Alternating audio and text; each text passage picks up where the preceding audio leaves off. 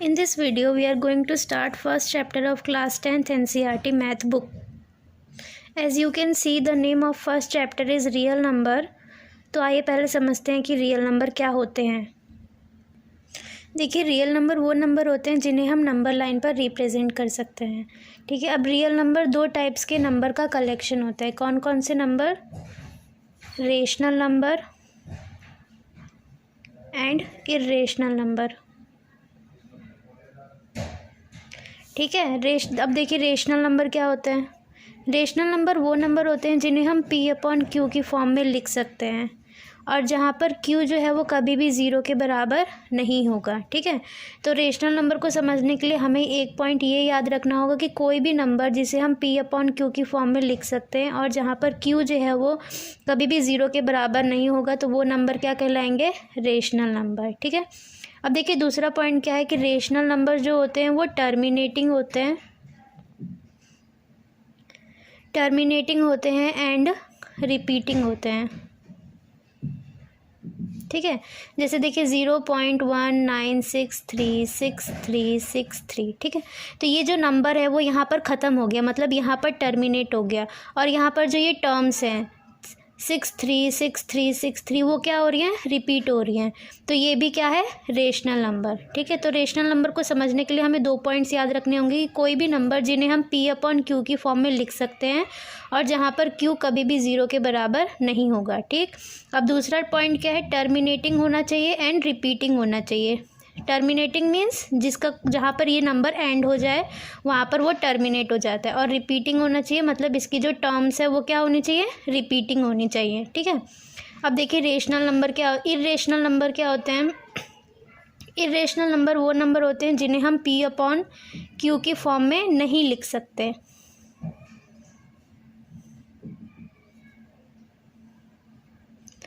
ठीक है, तो इर्रेशनल नंबर क्या होंगे? जिन्हें हम P/Q की फॉर्म में नहीं लिख सकते। ये तो पहला पॉइंट हो गया। अब दूसरा पॉइंट क्या होता है? ये नॉन टर्मिनेटिंग होते हैं, मतलब ये ख़त्म नहीं होते हैं। डेसिमल के बाद ये नंबर्स कभी ख़त्म नहीं होते हैं। ये नॉन टर्मिनेटिंग होते हैं एंड नॉन रिपीटिंग होते हैं। आप नॉन रिपीटिंग बोल सकते हैं या फिर नॉन रिकरिंग बोल सकते हैं। ठीक है, तो इर्रेशनल नंबर क्या होंगे? P/Q की फॉर्म में नहीं होंगे और non terminating and non repeating होंगे। अब देखिए जो रेशनल नंबर होता है वो भी डिफरेंट टाइप्स के नंबर से मिलकर बनता है। सबसे पहले क्या है? Natural number.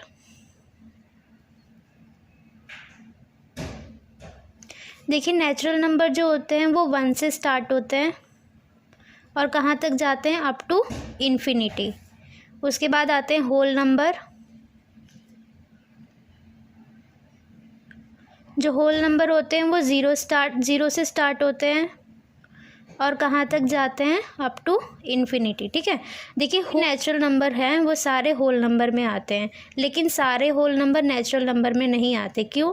क्योंकि जो ये ज़ीरो है वो नेचुरल नंबर में नहीं आता है। ठीक है, अब देखिए इंटीजर देखिए किस किस नंबर से मिलकर बना है?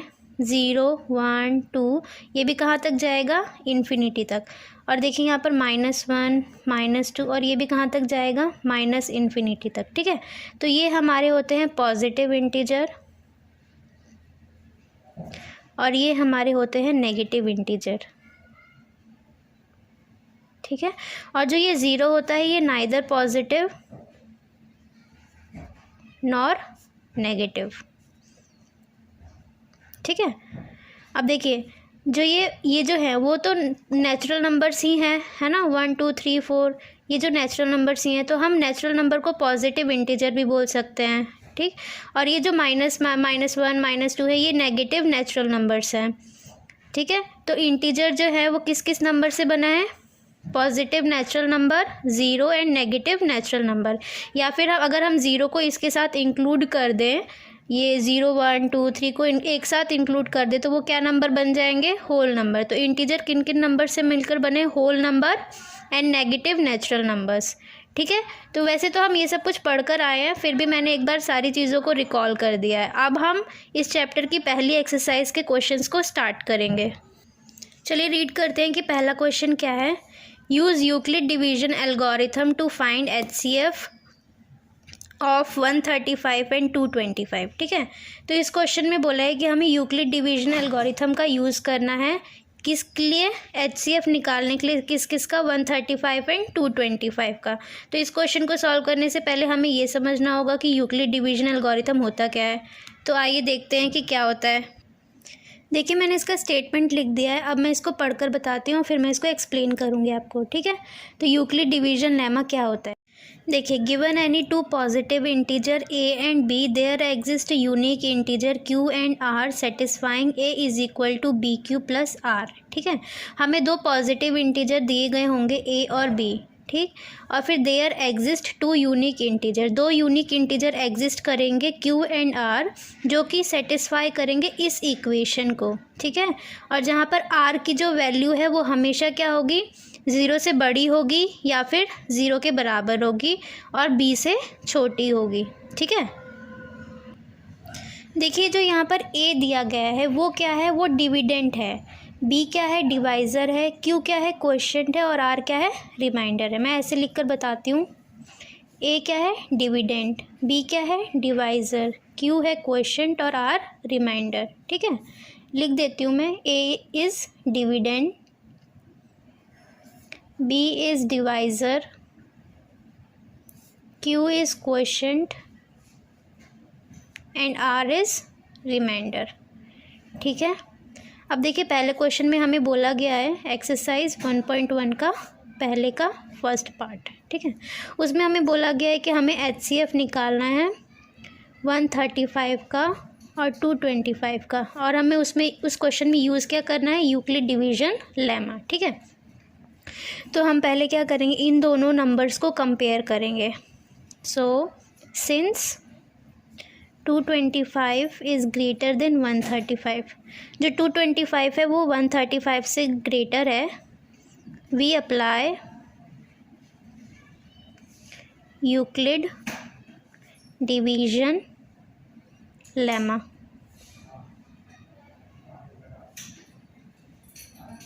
ठीक है, अब देखिए जैसे कि इस लेमा में लिखा हुआ है कि हमें दो पॉजिटिव इंटीजर a और b दिए गए होंगे, तो यहाँ पर हमें दो पॉजिटिव इंटीजर a और b दिए गए हैं। ठीक है, तो जो बड़ा वाला नंबर होगा उसको हम क्या मानेंगे, डिविडेंट।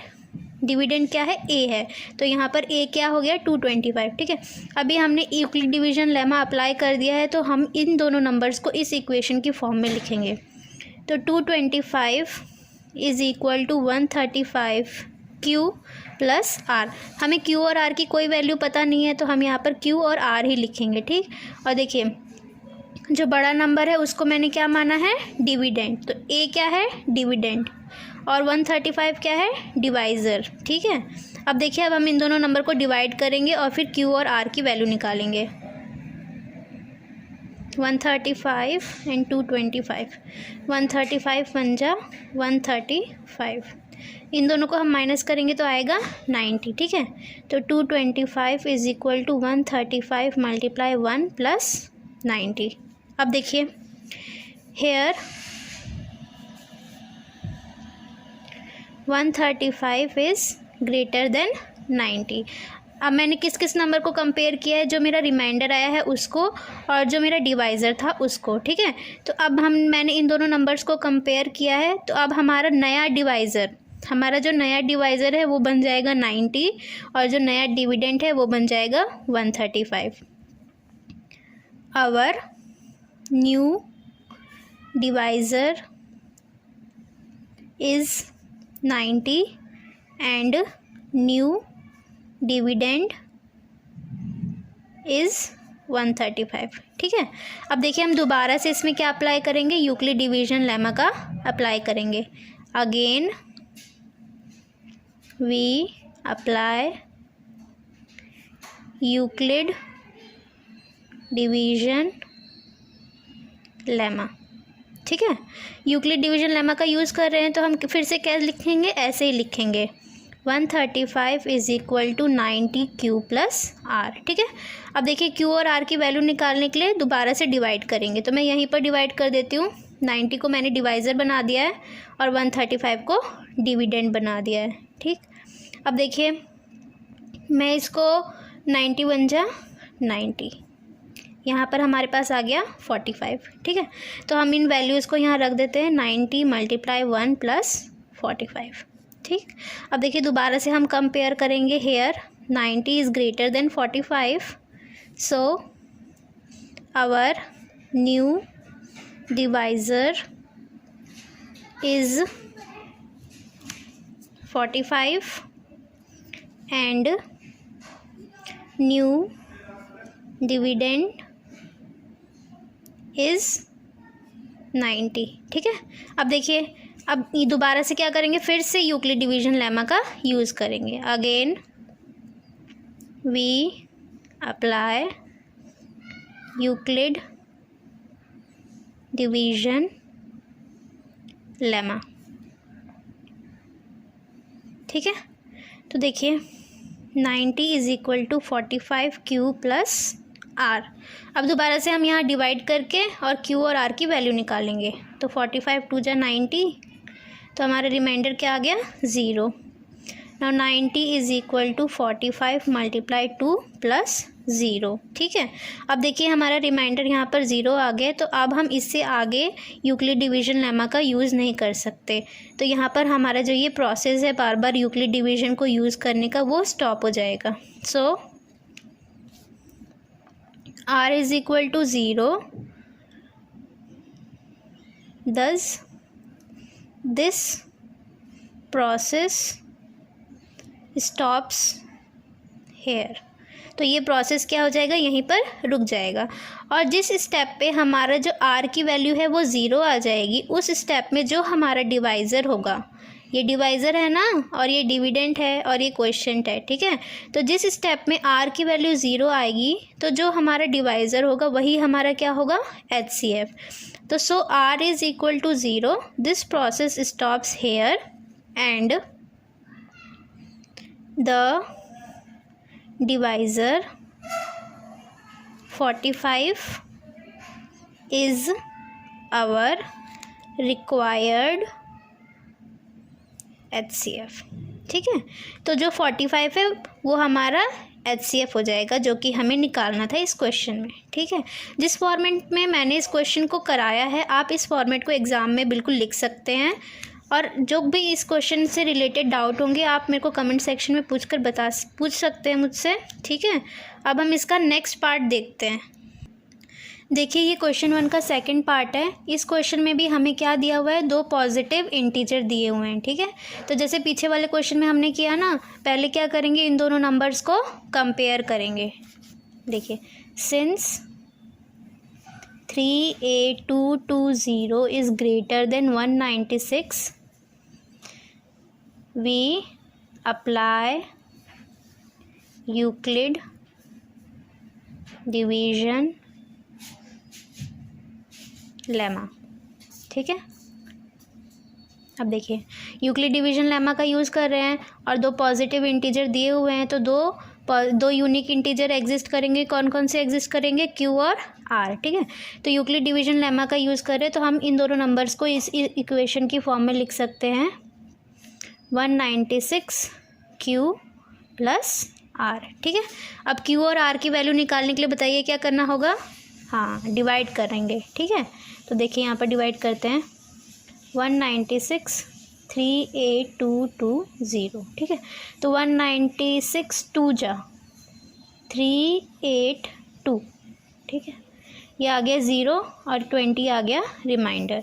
तो हम इन वैल्यूज़ को यहाँ पर लिख देते हैं, 38220 is equal to 196 multiply 2 plus 20। ठीक, अब देखिए दोबारा से हम क्या करेंगे, इसको और इसको कंपेयर करेंगे। ये क्या है हमारा डिवाइज़र और ये क्या है हमारा रिमाइंडर। तो हम डिवाइज़र और रिमाइंडर को कंपेयर करेंगे। Now 126 is greater than 20, so we get our new divisor. हमें अपना न्यू डिवाइज़र मिल गया। कौन सा है वो न्यू डिवाइज़र, न्यू डिवाइज़र है 20 एंड न्यू डिविडेंड 196। ठीक है, हमें न्यू डिवाइज़र मिल गया 20 एंड न्यू डिविडेंड मिल गया 196। अब दोबारा से क्या करेंगे, हम यूक्लिड डिवीजन लेमा अप्लाई करेंगे। We again apply Euclid division lemma. 196 is equal to 20Q plus R, ठीक है। 196 is equal to 20Q plus R, और दोबारा से डिवाइड करेंगे और Q और R की वैल्यू निकालेंगे। तो यहीं पर कर लेते हैं।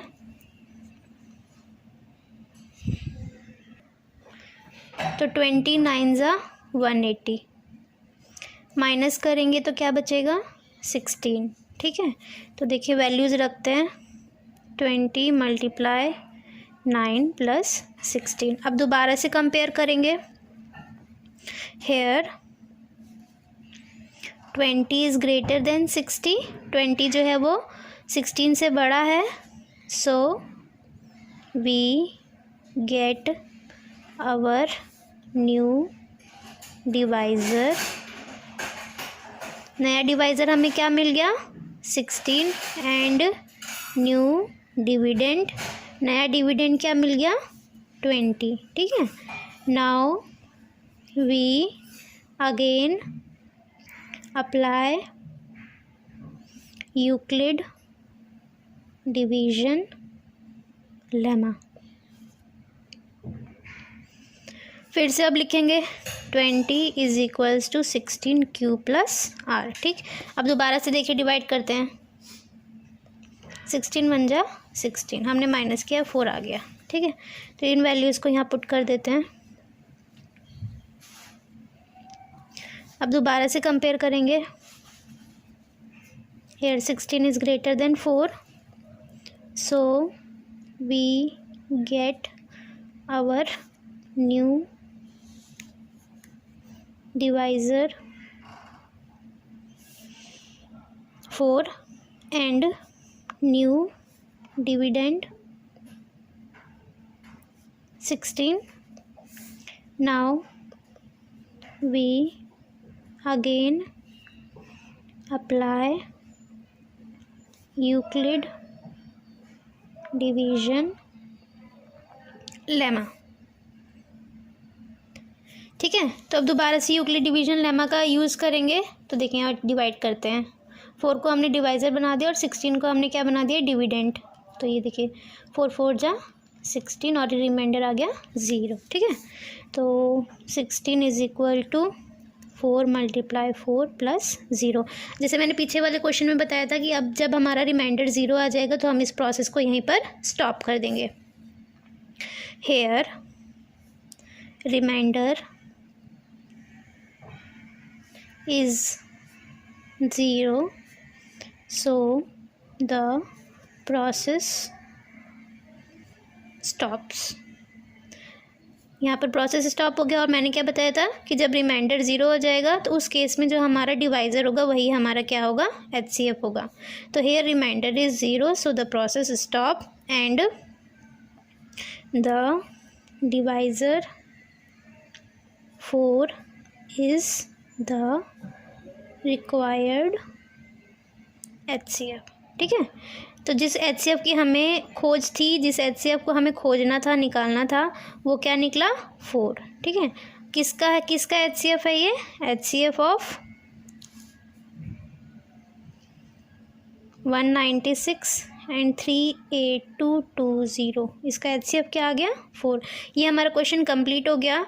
अब देखिए इसका थर्ड पार्ट वो आप लोग खुद करके देखिएगा, और जो भी प्रॉब्लम आएगी मुझसे कमेंट सेक्शन में लिखकर पूछ लीजिएगा, ठीक है। अब हम इस एक्सरसाइज का सेकंड क्वेश्चन स्टार्ट करने जा रहे हैं। चलिए रीड करते हैं इस क्वेश्चन को।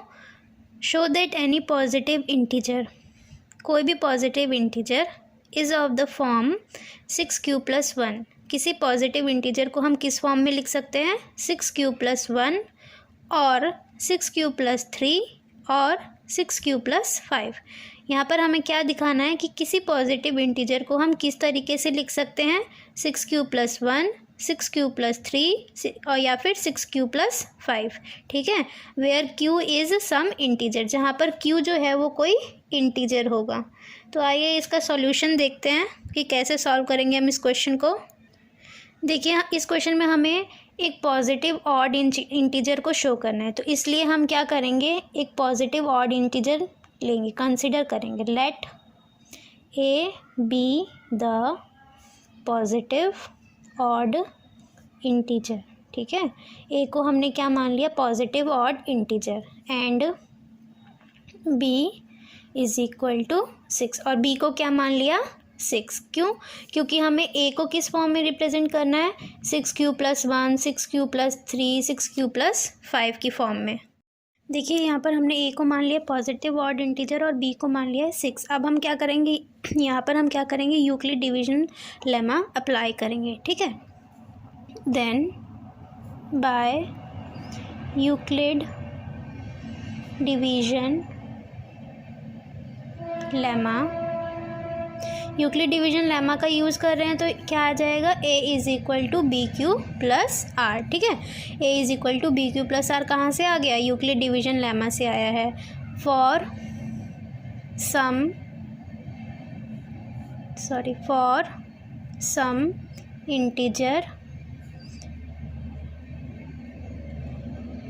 इंटीजर q एंड r, जहाँ पर कि q और r भी क्या हैं, वो भी इंटीजर्स हैं। जैसे कि a एक पॉजिटिव ऑड इंटीजर है और b जो है वो 6 है, तो 6 भी इंटीजर है, ठीक है। तो यहाँ पर q और r वो भी क्या हैं, इंटीजर्स हैं। और जो r है वो हमेशा क्या होगा, 0 से बड़ा या फिर 0 के बराबर हो सकता है या b से छोटा होगा, ठीक है। तो अब देखिए, अब हम क्या करेंगे, तो देखिए यहाँ पर a is equal to B Q plus r, ठीक है। तो b की वैल्यू क्या ली है हमने, 6, तो यहाँ पर a is equal to 6q plus r. वैसे ये लाइन रिक्वायर्ड नहीं थी, ठीक है, तो इसको हटा देते हैं। अब देखिए r की वैल्यू हमेशा क्या है, b से छोटी है। r की वैल्यू हमेशा किससे छोटी है, b से छोटी है, और इस क्वेश्चन में b क्या है, 6 है। तो r की वैल्यूज़ क्या क्या हो जाएंगी, 0, 1, 2, 3, 4, 5, ठीक है। तो r की वैल्यू 0, 1, 2, 3, 4, 5 हो जाएंगी। कहाँ से आई ये वैल्यूज़, यहाँ से। देखिए क्यों, क्योंकि हमने क्या बोला है, r की वैल्यू 0 से बड़ी और 0 के बराबर होगी। तो r की वैल्यू 0 के बराबर हो गई और 0 से बड़ी हो गई। बड़ी क्या हुई, 1, 2, 3, 4, 5 तक ही क्यों लिया है, क्यों, क्योंकि जो यहाँ पर 6, यहाँ पर b जो है वो 6 है, तो r की वैल्यू हमेशा क्या होगी, 6 से छोटी होगी। तो यहाँ पर हमने 5 तक लिया है, ठीक है। अब देखिए क्वेश्चन में बोला है कि हम इस ऑड इंटीजर को किस किस फॉर्म में रिप्रेजेंट कर सकते हैं। a is equals to 6q + 1, a is equals to 6q + 3 and a is equals to 6q + 5। ये हमें दिखाना है कि हम ऑड इंटीजर को इस फॉर्म में रिप्रेजेंट कर सकते हैं, ठीक है। तो देखिए हम पहला केस लेते हैं, case first, a is equals to 6q + 1, ठीक है। अब देखिए हमें पता है कि ये जो 6 है वो 2 की टेबल में आता है, ठीक है। तो यहाँ से हम क्या करेंगे, 2 को कॉमन ले लेंगे और अंदर क्या बचेगा, 3q + 1, ठीक है। अब देखिए ये जो 3q है उसको मैं क्या मान लेती हूँ, let 3q is equal to k1 where k is some integer, ठीक है। 3q भी इंटीजर है, तो 3q को मैंने किसके बराबर मान लिया है, k1 के बराबर मान लिया, जहाँ पर कि k1 क्या है, एक इंटीजर है।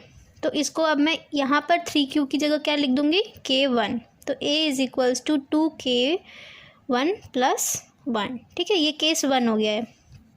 अब देखिए इस केस में अगर हम 2 क्या है, 2 एक इवन नंबर है, ठीक है। और इवन नंबर में हम कुछ भी मल्टीप्लाई करते हैं तो हमारे पास हमेशा क्या आता है, इवन नंबर आता है, ठीक है। We know that 2 is an even number, 2 एक इवन नंबर है, ठीक है। And every multiple of even number is even. जो मैंने अभी आपको समझाया है मैंने उस चीज़ को ही बस लिखा है। कि 2 एक इवन नंबर है और उसके सारे मल्टीपल्स भी क्या होते हैं, इवन होते हैं। जैसे कि 2 की मल्टीप्लाई K1 के साथ हो रही है, तो वो भी जो हमारे पास रिजल्ट आएगा वो भी क्या आएगा, इवन आएगा। ठीक है, अब देखिए ये तो इवन हो गया और जो 1 है वो ऑड है। ये इवन है और 1 क्या है, ऑड है। और हमें पता है also we know that sum of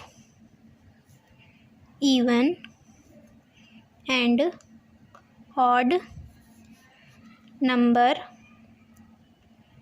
is always odd। ठीक है, और हमें ये भी पता है कि जब हम इवन को और ऑड को जोड़ते हैं तो हमें हमेशा क्या मिलता है, ऑड नंबर मिलता है। तो यहाँ पर देखिए ए किसके बराबर आ गया, ये टोटल किसके बराबर हो गया, ऑड नंबर के बराबर। तो जो ए है हमारा वो भी ऑड है, तो हम ए को किस फॉर्म में रिप्रेजेंट कर सकते हैं, इस फॉर्म में। ठीक है, so here we conclude that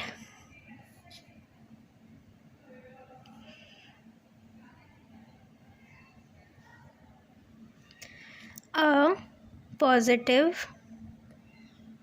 odd integer a, और पॉजिटिव ऑड इंटीजर हमने क्या माना था, ए, उसको हम किस फॉर्म में रिप्रेजेंट कर सकते हैं, 6 + 1। ठीक है, देखिए ये जो 2K1 + 1 है उसको हमने कहाँ से, ये कहाँ से आया है, इससे ही तो ये आया है ना, तो ये जो है वो इसके बराबर है।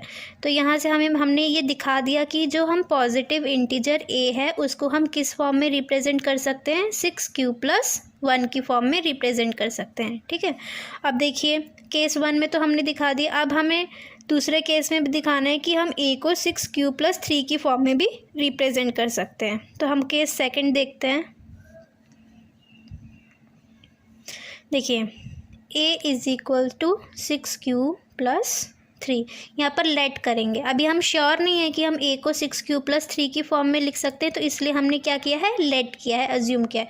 यहाँ पर भी लेट करेंगे। ठीक है, तो देखिए लेट a = 6 + 3। अब देखिए जो ये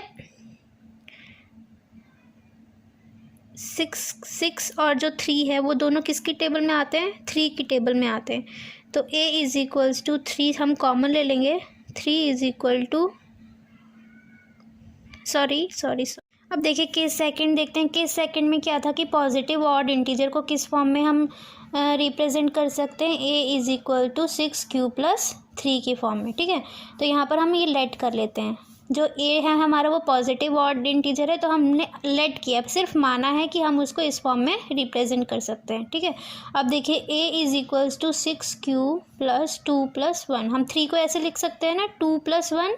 ठीक है, अब देखिए 2 और 6 ये दोनों क्या हैं, 2 की टेबल में आते हैं, तो हम क्या करेंगे, 2 यहाँ से कॉमन ले लेंगे। तो 2 की टेबल में 6 कितनी बार में आएगा, 3 बार में आएगा, 3 और 2 की टेबल में 2 कितनी बार में आएगा, 1 बार में आएगा। ठीक है, तो इन दोनों की जगह पर तो ये आ गया और ये 1 एज इट इज़ आ गया। ठीक है, अब देखिए यहाँ पर late 3 + 1 = K2, where K2 is some integer। ठीक है, देखिए 3 + 1 को मैंने क्या मान लिया है, K2 के बराबर मान लिया, जहाँ पर कि K2 क्या है, कोई इंटीजर है। तो मैं इस इक्वेशन को अब ऐसे लिखूँगी, 2K2 + 1। ठीक है, और जैसे हमने फर्स्ट केस में किया था ना कि देखिए 2 एक इवन नंबर है और इवन नंबर के साथ हम कुछ भी मल्टीप्लाई करते हैं तो हमें हमेशा क्या मिलेगा, इवन नंबर ही मिलेगा। ठीक है, तो एज वी नो, जैसे कि हमें पता है 2 इज़ एन इवन नंबर। 2 क्या है, एक इवन नंबर है, and every multiple of even number is also even. ठीक है, इवन नंबर का मल्टीपल भी इवन होता है। अब देखिए ये तो इवन हो गया, और जो 1 क्या है, 1 एक ऑड नंबर है। And also we know that, और हम ये भी जानते हैं कि know that the sum of even number and odd number is always odd. ठीक है, देखिए कुछ भी रटना नहीं है, सब कुछ समझ समझ के लिखना है। जैसे मैं एक एक लाइन समझा रही हूँ ना, वैसे ही आप सब चीज़ समझेंगे और इसको आप अपनी लैंग्वेज में भी लिख सकते हैं। ठीक है, तो देखिए सबसे पहले मैंने क्या किया, ए को 6q+3 की फॉर्म में, जैसे कि क्वेश्चन में दिया हुआ था कि पॉजिटिव ऑड इंटीजर को इस फॉर्म में रिप्रेजेंट करना है, तो इसलिए मैंने क्या मान लिया, लेट कर लिया। मैंने मान लिया कि ए को हम 6q+3 की फॉर्म में लिख सकते हैं। अब देखिए फिर मैंने क्या किया कि 3 को क्या कर दिया, स्प्लिट कर दिया, मतलब 2+1 लिख दिया। 3 को हम लिख सकते हैं ना 2+1। ठीक है, अब देखिए थर्ड स्टेप में मैंने क्या किया, इन दोनों में से मैंने 2 को कॉमन ले लिया। और देखिए 2 की टेबल में 6 कितनी बार में आता है, 3 बार में आता है, और 2 की टेबल में 2 कितनी बार में आता है, 1 बार में आता है। ठीक, ये यहाँ पर हमने कॉमन लेके 2 बाहर ले लिया और इस 1 को एज इट इज़ उतार दिया। अब देखिए इसके बाद मैंने क्या किया है, 3q+1 को k2 के बराबर रख दिया है। ठीक है, जहाँ पर कि k2 एक कोई इंटीजर है। अब देखिए उसके बाद मैंने क्या किया है, a is equals to 2k2+1, इसको मैंने k2 माना था तो मैंने इसकी जगह पर k2 लिख दिया और 1 को ऐसे ही का ऐसे उतार दिया है। अब देखिए अब हमें पता है कि 2 क्या है, एक इवन नंबर है। ठीक है, 2 एक इवन नंबर है and every multiple of even number is also even number. अब देखिए 2 और k2 की यहाँ पर क्या हो रही है, मल्टीप्लाई हो रही है, तो इन दोनों की मल्टीप्लाई हो रही है, तो मल्टीप्लाई करके जो भी हमारे पास रिजल्ट आएगा वो क्या आएगा, इवन नंबर ही आएगा। ठीक है, तो इसलिए ये लिखा हुआ है कि every multiple of even number is also even. तो इवन नंबर का मल्टीपल भी हमेशा क्या आता है, इवन नंबर आता है। अब देखिए हमें ये भी पता है कि इवन नंबर और ऑड नंबर को जब हम जोड़ेंगे तो हमें क्या मिलेगा, ऑड नंबर मिलेगा। ठीक है, तो ऑल्सो वी नो, हमें ये भी पता है that sum of even number and odd number, even number और ऑड नंबर का जो सम है वो हमेशा क्या आता है, ऑड नंबर आता है। सो वी कंक्लूड दैट ए क्या था हमारा, positive odd integer can be represented in the form of 6q+3। ठीक है, तो यहाँ पर हमने कंक्लूड कर दिया कि हम a को किस फॉर्म में लिख सकते हैं, 6q+3 की फॉर्म में लिख सकते हैं। अभी हमारे पास एक और केस बाकी है, केस नंबर 3। ठीक है, उसमें हमें क्या बोला है कि a को हमें किसकी फॉर्म में दिखाना है, 6q+5 की फॉर्म में। तो जैसे हमने केस 1 किया, केस 2 किया, वैसे ही इसको भी करेंगे। तो यहाँ पर हमें ये बिल्कुल पता नहीं है तो हम इसको क्या मानेंगे, लेट करेंगे कि let a is equal to 6q+5। ठीक है, अब देखिए जैसे मैंने इस क्वेश्चन में 3 को स्प्लिट किया था, वैसे ही मैं यहाँ पर क्या करूँगी, 5 को स्प्लिट करूँगी।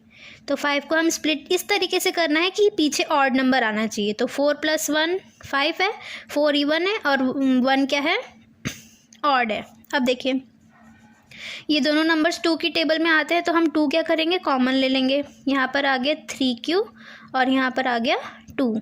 ठीक है, अब देखिए और यहाँ पर 1। अब देखिए late 3q+2 is equal to k3। अब हमने क्या माना, 3q+2 को k3 माना है, where k3 is some integer. 3q+2 को k3 माना है और k3 क्या है, एक इंटीजर है। Now a is equal to 2k3+1, इसकी जगह पर मैंने क्या लिख दिया, k3। ठीक है, अब देखिए ये सारी लाइन्स है वही दोबारा से आ जाएंगी कि हम जानते हैं, as we no,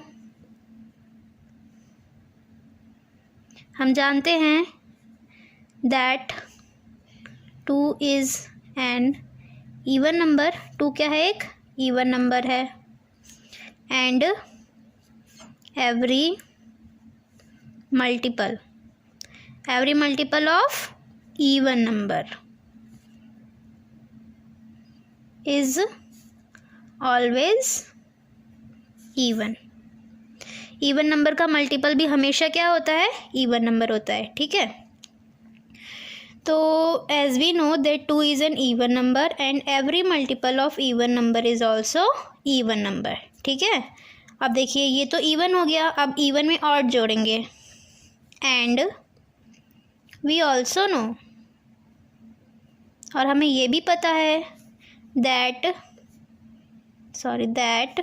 some of even and odd number is odd number, ठीक है। और हमें ये भी पता है कि जब हम इवन नंबर और ऑड नंबर का सम करेंगे तो हमारे पास क्या आएगा, ऑड नंबर ही आएगा। सो वी कंक्लूड दैट, देखिए अब हम यहाँ पर क्या कंक्लूड कर रहे हैं कि 2k3 + 1 क्या है, ये क्या है, एक odd number, is odd number, या फिर ऑड इंटीजर भी लिख सकते हैं, ठीक है। तो 2k3 + 1 क्या है, एक ऑड नंबर। अब देखिए 2k3 + 1 को हमने कहाँ से लाए हैं, इसको इस चीज़ से ही तो लाए हैं, तो ये किसके बराबर है, इसके बराबर है, ठीक है। दस ए क्या था, एक positive odd integer can be represented as, a को हम किस फॉर्म में लिख सकते हैं, a = 6q + 5, ठीक है।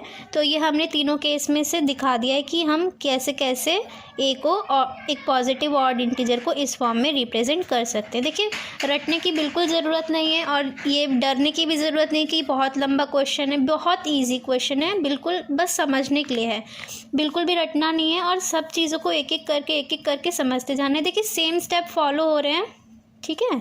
तो अब हम इसका थर्ड क्वेश्चन देखेंगे और देखिए आपको जो कुछ भी समझ नहीं आया होगा आप कमेंट सेक्शन में लिखकर मुझसे पूछ लीजिएगा, ठीक। अब देखिए थर्ड क्वेश्चन देखते हैं। देखिए नेक्स्ट क्वेश्चन स्टार्ट करने से पहले मैं इस चीज़ को थोड़ा और डिटेल में समझाना चाहती हूँ। जैसे पीछे मेंशन किया है ना हर केस में कि every multiple of even is an even number, तो देखिए मैं एक बार फिर से इसको इलेबोरेट करके एक्सप्लेन करती हूँ। देखिए 2 क्या है, एक इवन नंबर। अब 2 की मल्टीप्लाई मैंने 2 के साथ करी, इवन, और क्या आया 4 भी इवन है, ठीक है। अब देखिए 2 की मल्टीप्लाई 3 के साथ, 2 क्या है, एक इवन नंबर है और 3 क्या है, एक ऑड नंबर है। इन दोनों की मल्टीप्लाई करी तो मेरे पास 6 आया और 6 क्या है, इवन नंबर है, ठीक है। तो एवरी मल्टीपल ऑफ इवन का क्या मतलब है कि 2 की मल्टीप्लाई चाहे इवन से करो चाहे ऑड से करो, आंसर क्या आ रहा है, हमेशा इवन ही आ रहा है। तो every multiple of 2 is always even, every multiple of even number is always even, every multiple of even is always even, ठीक है। देखिए ये सिर्फ 2 के साथ ही नहीं है, मान लीजिए मैं 4 लेती हूँ, 4 क्या है, एक इवन नंबर है, ठीक है। अब 4 की मल्टीप्लाई मैं 3 के साथ करती हूँ, 3 क्या है, एक ऑड नंबर है, तो 4 की मल्टीप्लाई मैंने 3 के साथ करी तो क्या आया, 12 भी क्या है, एक इवन नंबर। तो even multiple of even is always even. अब देखिए 4 की मल्टीप्लाई मैं 6 के साथ करती हूँ, ये इवन है और ये भी इवन है, तो हमारे पास क्या आ गया 24, ये क्या आ गया, इवन। तो हम अब देखिए इवन और इवन की मल्टीप्लाई हुई तभी भी हमें क्या मिला, इवन। यहाँ पर भी इवन और ऑड की मल्टीप्लाई हुई तो हमें क्या मिला, इवन। तो every multiple of even is always even. अब आपको मुझे लगता है ये स्टेटमेंट समझ में आ गया होगा, ठीक है। अब देखिए जो मैंने दूसरा कॉन्सेप्ट यूज़ किया है कि the sum of even and odd is always odd, कि इवन और ऑड का सम हमेशा क्या आता है, ऑड आता है, ठीक है। जैसे 2 + 1, 2 क्या है, इवन, 1 क्या है, ऑड, 2 और 1 को जोड़ा तो क्या आया 3, और 3 क्या है, एक ऑड नंबर, ठीक है। अब देखिए यहाँ हम लेते हैं 12 ले लेते हैं और 12 + 3, 12 + 3 क्या है, 15। देखिए ये क्या है, इवन नंबर, ये है ऑड नंबर, और हमने इवन और ऑड को जोड़ा है तो हमारे पास क्या आया, ऑड। तो देखिए sum of even and odd is always odd. अब मुझे लगता है कि अब इस क्वेश्चन में कोई भी डाउट नहीं रहा होगा, फिर भी अगर आपको कोई भी डाउट है तो आप कमेंट सेक्शन में लिखकर मुझसे पूछ सकते हैं, ठीक है। अब देखिए अब जो कुछ भी था मैंने बिल्कुल कंप्लीटली समझा दिया है। अब हम इस एक्सरसाइज का थर्ड क्वेश्चन स्टार्ट करेंगे। चलिए रीड करते हैं। An army contingent of 161 member is to march behind an army band of 32 member. ठीक है, आर्मी कंटिजेंट ऑफ 616 मेंबर, एक आर्मी कंटिजेंट में इतने मेंबर है और आर्मी बैंड में 32 मेंबर्स हैं। इन दोनों मेंबर्स को, ये दोनों ग्रुप्स को क्या करना है, मार्च करना है इन अ परेड, एक परेड में मार्च करना है। ठीक, the two groups are to march in the same number of columns, दोनों ग्रुप्स को क्या करना है, सेम नंबर ऑफ कॉलम में मार्च करना है। So what is the maximum number of columns in which they can march. तो देखिए दोनों ग्रुप्स को सेम नंबर ऑफ कॉलम में मार्च करना है। ठीक है, तो मैक्सिमम नंबर ऑफ कॉलम क्या होंगे जिसमें ये दोनों मार्च करेंगे, तो आइए देखते हैं कैसे होगा ये।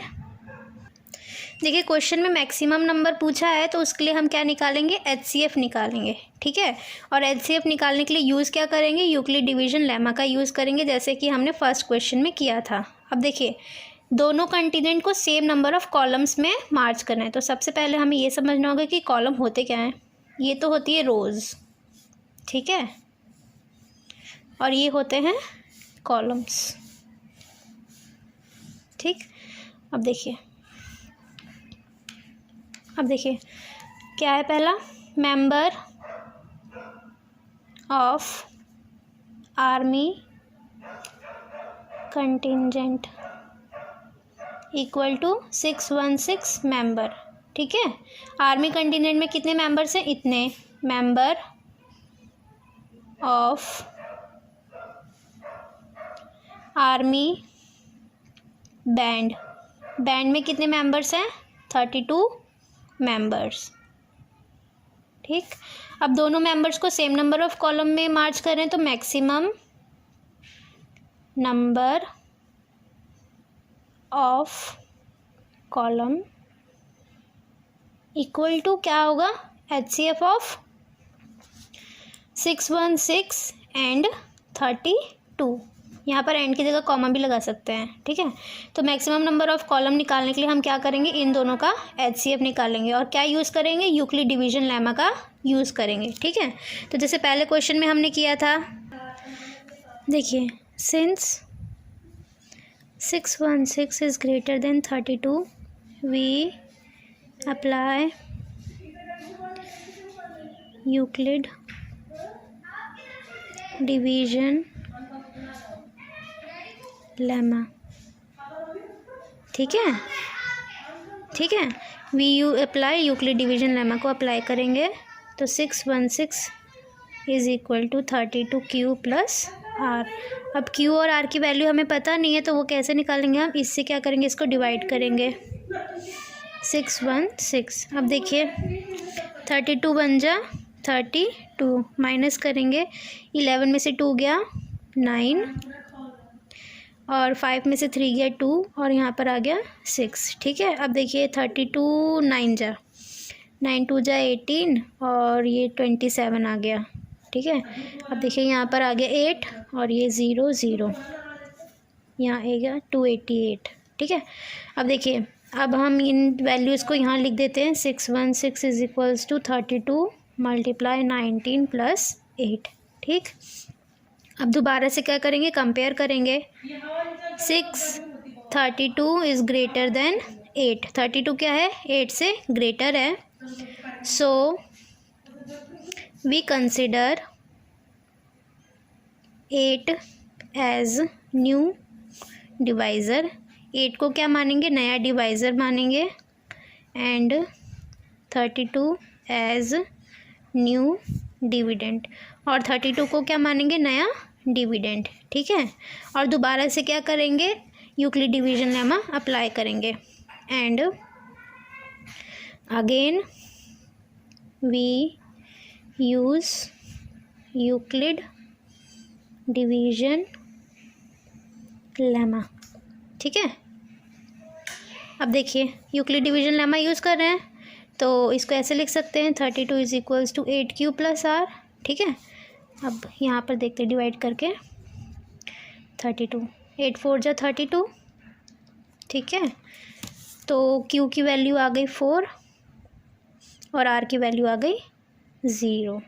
मैंने क्या बताया था पहले के क्वेश्चन में कि जब भी आर की वैल्यू ज़ीरो आएगी तो हम इस प्रोसेस को स्टॉप कर देंगे। Here r is equal to zero, so this process stops. ठीक है, एंड द डिवाइज़र क्या है यहाँ पर, 8 इज़ द रिक्वायर्ड HCF। ठीक है, 8 क्या है हमारा, HCF है। 8 क्या आ गया, HCF आ गया। अब देखिए HCF आ गया, इसका मतलब क्या है, जो आर्मी कंटिजेंट के मेंबर्स हैं और जो बैंड मेंबर्स हैं वो कितने कॉलम्स में खड़े होंगे, 8 कॉलम्स में खड़े होंगे। ठीक है, देखिए ये क्या है, रोज़ हैं और ये क्या है, कॉलम्स हैं। कितने कॉलम्स चाहिए हमें, 8। तो 1 2 3 4 5 6 7 और 8। ठीक है, अब देखिए एक बैंड वाला यहाँ खड़ा हो जाएगा, यहाँ 1 2 3 4 5 6 7 8। ठीक है, ये तो हो गए 8। फिर इनके पीछे दोबारा से 8 हो जाएंगे, तो ये कितने हो गए, टोटल 16 हो जाएंगे। फिर यहाँ पर देखिए दोबारा से 8 खड़े हो जाएंगे, तो ये कितने हो गए, 24 हो गए। फिर दोबारा से हो जाएंगे तो ये कितने हो गए, 32 हो गए। कितने बैंड मेंबर्स थे, 32 बैंड मेंबर्स थे। और आर्मी कंटिजेंट के मेंबर्स कितने हैं, 616 मेंबर्स हैं। तो इनके पीछे अब आर्मी कंटिजेंट के मेंबर्स खड़े होंगे, तो वो भी कितने होंगे, 8 1 जा 8, 8 2 जा 16, 8 3 जा 24, 8 4 जा 32, 8 5 जा 40। यहाँ पर टोटल दोनों को मिला करके कितने मेंबर्स खड़े हो गए, 40। ऐसे ही एक के पीछे एक 8 मेंबर्स खड़े होते जाएंगे। ठीक है, अब देखिए ये क्वेश्चन तो आई होप समझ आ गया होगा आपको। फिर भी कोई डाउट होगा तो आपको पता है कि आपको क्या करना है। ठीक है, अब देखिए हम इस एक्सरसाइज का 4th क्वेश्चन स्टार्ट करेंगे। चलिए रीड करते हैं। देखिए क्या लिखा हुआ है, 4th क्वेश्चन में रीड कर रही हूँ। Use Euclid division lemma to show that square of any positive integer is either of the form 3m और 3m+1 for some integer m। ठीक है, जैसे कि हमने क्वेश्चन नंबर 2 किया था, वहाँ पर हमें क्या करना था कि एक पॉजिटिव ऑड इंटीजर को 6q+1, 6q+3 और 6q+5 की फॉर्म में रिप्रेजेंट करना था। वैसे ही इस क्वेश्चन में क्या करना है, यूक्लिड डिवीजन लेमा का यूज़ करना है और क्या करना है, to show the square of any positive integer. किसी पॉजिटिव इंटीजर के स्क्वायर को हम किस फॉर्म में रिप्रेजेंट कर सकते हैं, 3m की फॉर्म में रिप्रेजेंट कर सकते हैं या फिर 3m+1 की फॉर्म में रिप्रेजेंट कर सकते हैं। ठीक है, और m यहाँ पर क्या है, m एक इंटीजर है। देखिए हमें पॉजिटिव इंटीजर को रिप्रेजेंट करना है, इसलिए हम क्या मानेंगे, let a be a positive integer. ठीक है, ए को हमने क्या मान लिया, एक पॉजिटिव इंटीजर मान लिया है, एंड बी को हमने क्या माना है, 3। बी को 3 क्यों माना है, क्यों बी को 3 इसलिए माना है क्योंकि हमें ए को, यहाँ पर ए है ना, ए को हमें किसकी फॉर्म में रिप्रेजेंट करना है, 3m और 3m+1 की फॉर्म में रिप्रेजेंट करना है। अब देखिए हमें ए मिल गया, बी मिल गया, we use Euclid division lemma. Question में बोला भी गया है कि यूज़ यूक्लिड डिवीजन लेमा, तो हम यहाँ पर यूक्लिड डिवीजन लेमा का यूज़ कर रहे हैं। अब हमें 2 पॉजिटिव इंटीजर पता है, तो 2 यूनिक इंटीजर एग्जिस्ट करेंगे, कौन कौन से, q एंड r। तो इक्वेशन में लिखते हैं पहले हम, a is equal to bq+r। ठीक है, और a तो एज इट इज़ आ गया, b की वैल्यू क्या है, 3 है, और q है और r है। ठीक है, मैंने ये बताया था कि r की वैल्यू क्या होती है, r की वैल्यू हमेशा 0 से बड़ी या 0 के बराबर होगी और हमेशा b से छोटी होगी। ठीक है, तो b यहाँ पर क्या है, b यहाँ पर 3 है, तो r की वैल्यूज़ क्या क्या आ जाएंगी, 0 1 2। ठीक है,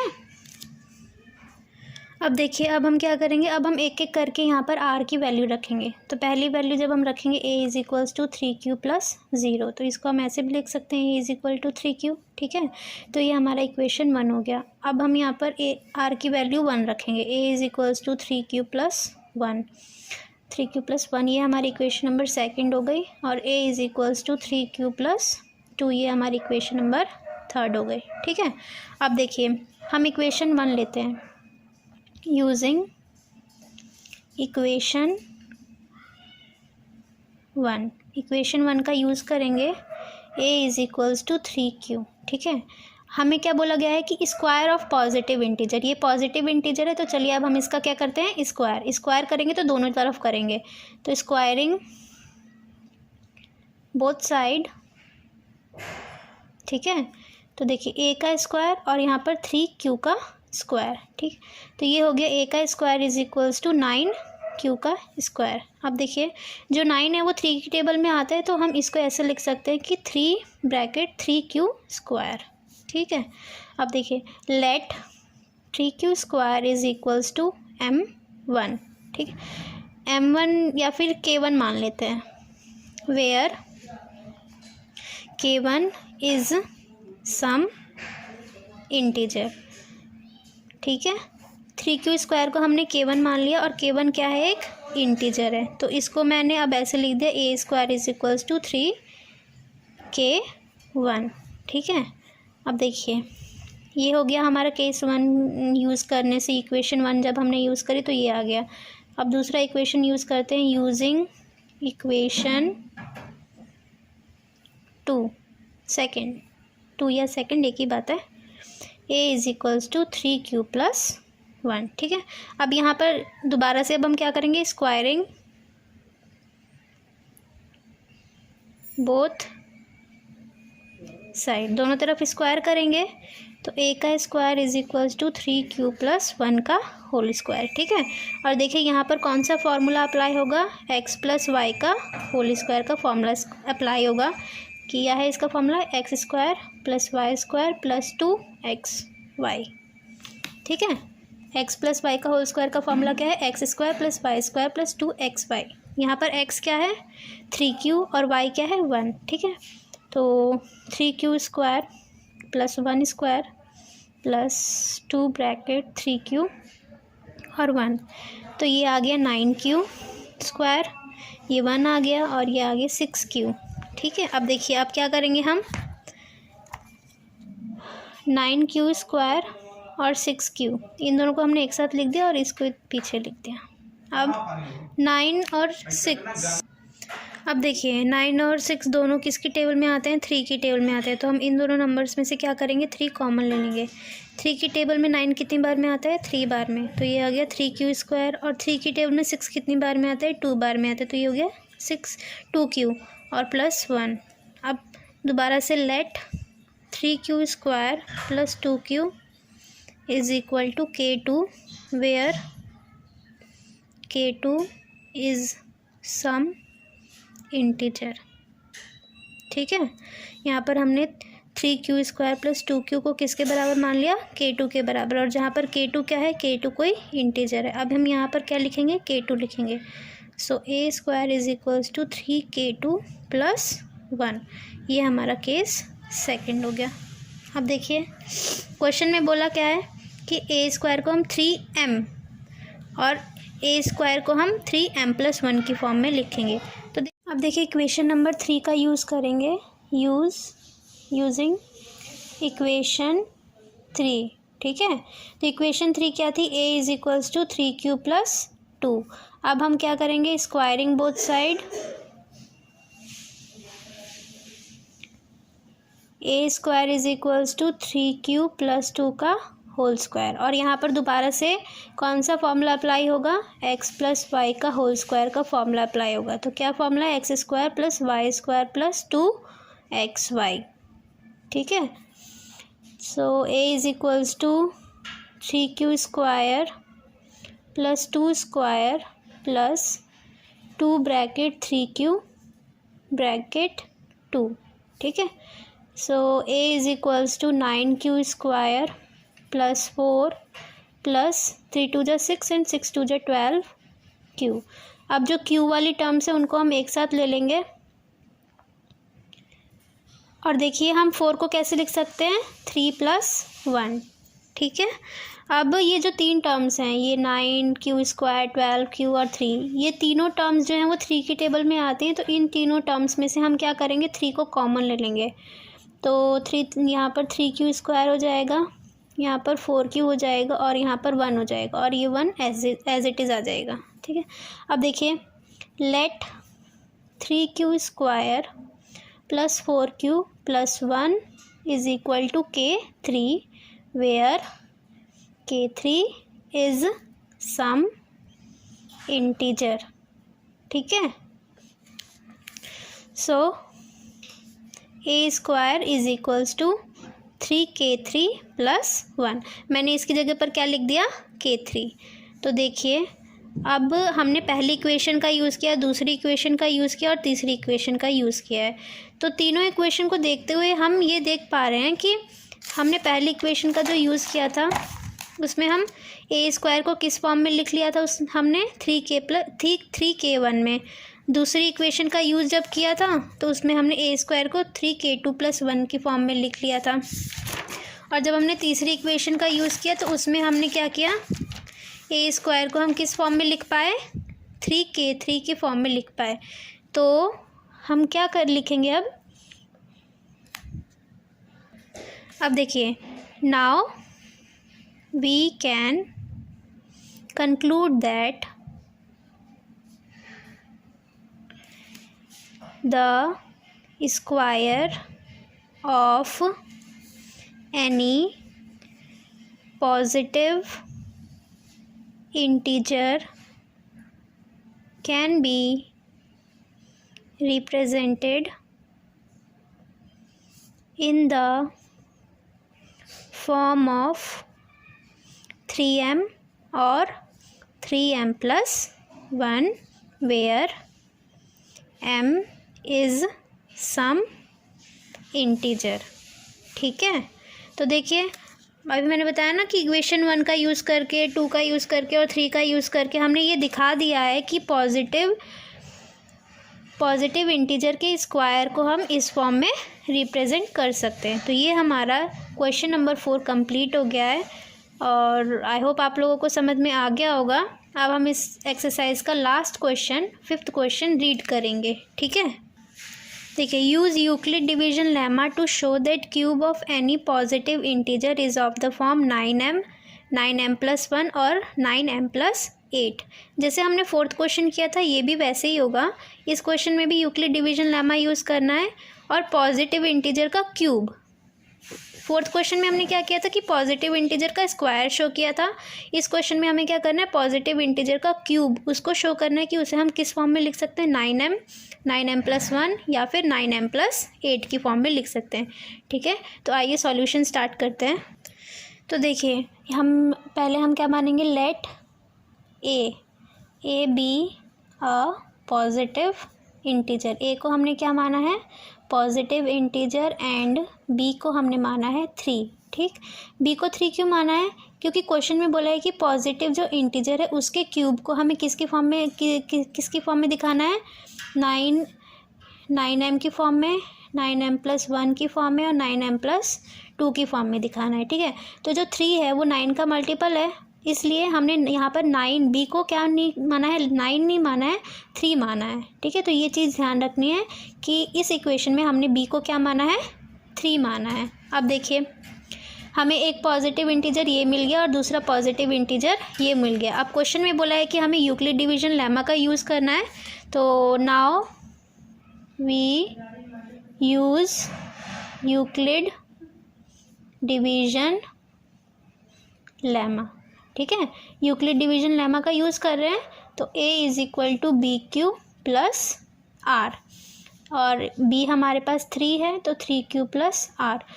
और हमें पता है कि r की वैल्यू हमेशा 0 से बड़ी या फिर उसके बराबर होगी और b से छोटी होगी।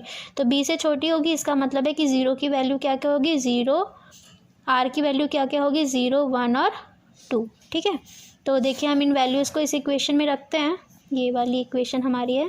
तो a is equals to 3q plus 0, तो ये क्या बन गया, a is equals to 3q, ये इक्वेशन 1 हो गई। a is equals to 3q plus 1। तो देखिए दूसरी इक्वेशन हो गई a is equals to 3q plus 1, ये क्या हो गई दूसरी। और a is equals to 3q plus 2, ये हमारी थर्ड इक्वेशन हो गई है। ठीक है, अब देखिए हम पहली इक्वेशन का यूज़ करेंगे using equation 1, a is equals to 3q। Question में बोला है कि पॉजिटिव इंटीजर का हमें क्यूब करना है, तो हम यहाँ पर दोनों तरफ क्या करेंगे, क्यूबिंग बोथ साइड, दोनों तरफ क्या करेंगे, क्यूब करेंगे। तो a cube is equals to 3 की क्यूब। अब देखिए यहाँ पर हम क्यूब करेंगे तो ये आ गया हमारा 27 क्यूब। अब देखिए जो हमें क्वेश्चन में दिया था कि ए क्यूब को हमें किसकी फॉर्म में रिप्रेजेंट करना है, 9m की, तो यहाँ पर क्या होना चाहिए, 9। तो देखिए ये जो 27 वो 9 की टेबल में आता है, तो मैं यहाँ से 9 कॉमन ले लूँगी, तो ये बच जाएगा 3 क्यूब। ठीक है, अब क्या करेंगे हम, 3 क्यूब को let 3 cube is equal to K1 where K1 is some positive integer. ठीक है, 3 क्यूब को हमने क्या मान लिया, K1 मान लिया। अब देखिए K1 माना है तो यहाँ पर अब मैं K1 रख दूँगी, a cube is equals to 9 K1। ये हमारा पहला हो गया। अब सेकंड इक्वेशन यूज़ करेंगे, यूजिंग इक्वेशन सेकंड। ठीक है, a is equal to 3Q plus 1। अब इसमें भी दोबारा से क्या करेंगे, क्यूबिंग बोथ साइड। तो a cube is equal to 3Q plus 1 का होल क्यूब। ठीक है, तो देखिए एक इस यहाँ पर हम कौन सा फॉर्मूला अप्लाई करेंगे, x प्लस वाई का होल क्यूब। ठीक है, तो देखिए इसका क्या फॉर्मूला होता है, x cube plus Y cube plus 3x Y square plus 3x square Y. ठीक है, तो यहाँ पर हम ये फॉर्मूला अप्लाई करेंगे। तो देखिए करते हैं, a cube is equal to 3Q square plus 1 square 3Q cube plus 1 cube plus 3x क्या है 3Q और 1 y क्या है 1, तो 1 का स्क्वायर प्लस 3, देखिए x स्क्वायर, तो x क्या है हमारे पास 3Q का स्क्वायर और y क्या है 1, तो यहाँ पर 1। अब देखिए खोलते हैं, एक्सपेंड करते हैं हम इसको, तो ये हो जाएगा 27 क्यूब प्लस 1 प्लस 3 जा 9Q प्लस, अब देखिए यहाँ पर तो हो गया हमारे पास 9Q स्क्वायर, और 9Q स्क्वायर में हम जब 3 की मल्टीप्लाई करेंगे तो ये हो जाएगा हमारे पास 27Q स्क्वायर। ठीक है, अब देखिए जो Q वाली टर्म्स है उनको हम एक साथ कर लेंगे, तो 27Q square plus 27Q cube plus 27Q square plus 9Q plus 1। ठीक है, अब देखिए ये जो तीनों टर्म्स हैं, ये तीनों जो नंबर्स हैं वो 9 के टेबल में आते हैं, तो हम यहाँ से 9 कॉमन ले लेंगे और यहाँ पर हो जाएगा 3Q cube plus 3Q square plus यहाँ पर बचेगा Q प्लस 1। ठीक है, अब दोबारा से हम क्या करेंगे, let 3Q cube plus 3Q square plus Q को किसके इक्वल मान लेंगे, K2 वेयर जहाँ पर कि क्या है K2 इज़, जहाँ पर कि K2 क्या है, K2 इज़ सम इंटीजर। अब देखिए इसकी जगह पर क्या लिखेंगे K2, तो a cube is equal to 9K2 plus 1, ये हमारा सेकंड फॉर्म हो गया। अब इक्वेशन नंबर 3 का यूज़ करेंगे, using equation third. So A is equal to 3Q plus 2। ठीक है, अब जैसे हमने पहले इक्वेशन का यूज़ किया था तो क्यूब किया था, सेकंड में भी क्यूब किया था, तो इसमें भी हम क्यूब करेंगे both side, cubing both side. A cube is equal to 3Q plus 2 का क्यूब, और यहाँ पर भी हम कौन सा फॉर्मूला अप्लाई करेंगे, ये वाला।